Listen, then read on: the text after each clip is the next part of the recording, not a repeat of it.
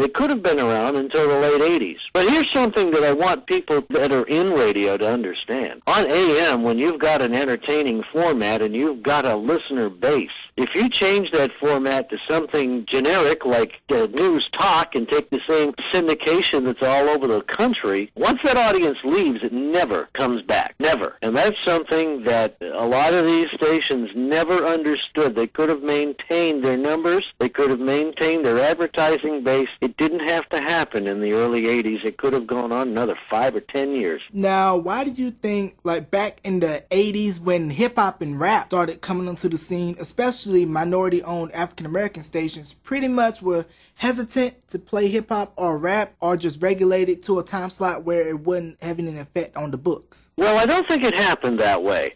With more minority-owned radio stations, I want you to understand, too, 1983, I believe it was, some of the regulations were changed. In particular, a lot of frequencies were opened. They opened these frequencies because they wanted minorities to start owning radio stations. It was a great opportunity. And what happened was formats started to really fragment. Radio started to fragment into so many different sub-formats. And so hip-hop and rap, as it was evolving out of R&B, became a format that was extremely popular with the African-American community. And it wasn't that top 40 stations didn't want to play it. It was just that as things evolved, they played a wide variety of music, including rock and a couple of country crossovers, and they might hit a couple of rap songs. But for the most part, you had hip-hop stations come along that played exclusively hip-hop, just like you had stations that, and still today do, that are just rock stations. You have stations that evolved out of top 40 and became adult contemporary radio stations for the reason because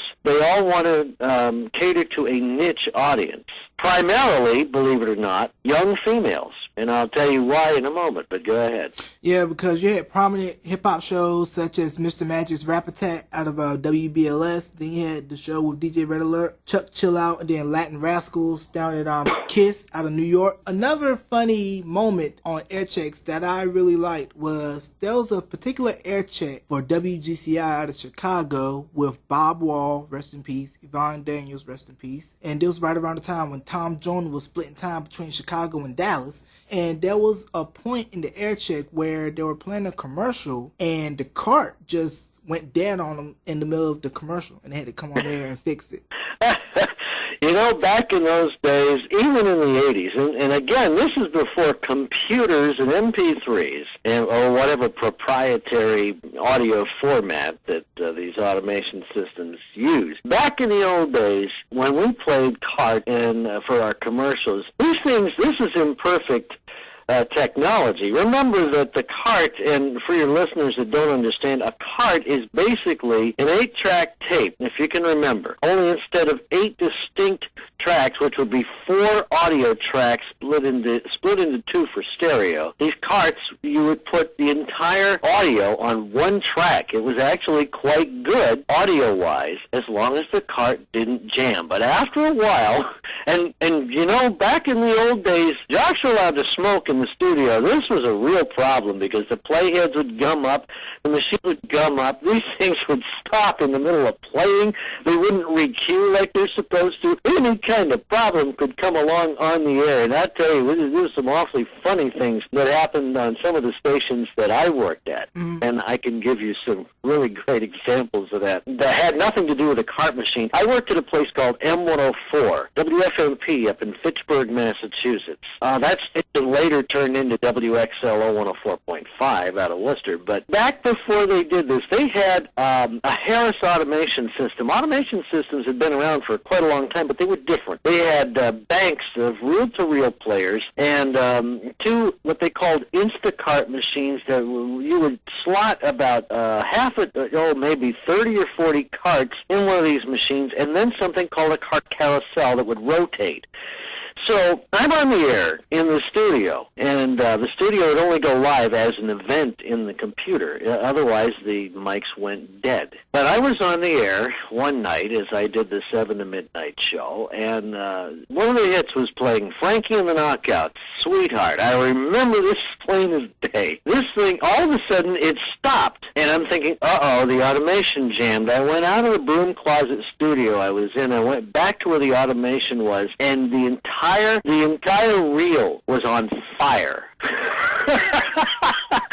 I went back with a fire extinguisher and put it out. In the meantime, after that thing cooked, I ran into the AM station, which was WFGL at the time, and I grabbed a bunch of records. I told the DJs I need the records. We had one turntable and a cart machine, and fortunately, half the music in AM was carted.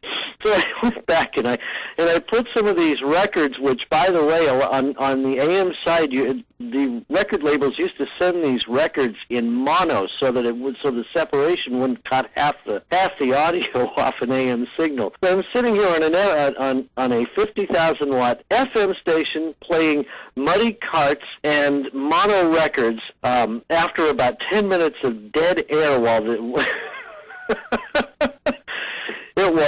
a trip. Sounds like it was something you never forget. And how long ago was that? Oh, 1983. And something else that used to happen that doesn't happen anymore because nobody keeps there's no tapes to keep. But back in the old days, the reels, sometimes something would happen that's so funny that somebody would just keep these tapes. Or maybe I should put it a different way. These tapes were, you had, you could put an hour and a half on here. And in the production room, people would make mistakes and they would move on. And they just keep recording and recording. And the next guy would come in and he'd just pick up and record on some more sections of tape. So after a while, you had a tape that had nothing but flub-ups. We used to call these blooper tapes, for lack of a better word. Somebody played one at our Christmas party from that station, and every jock in this station had made some kind of had gotten so frustrated. One guy was so mad he was cursing up a storm, jumping up and down, and throwing carts against the wall because he just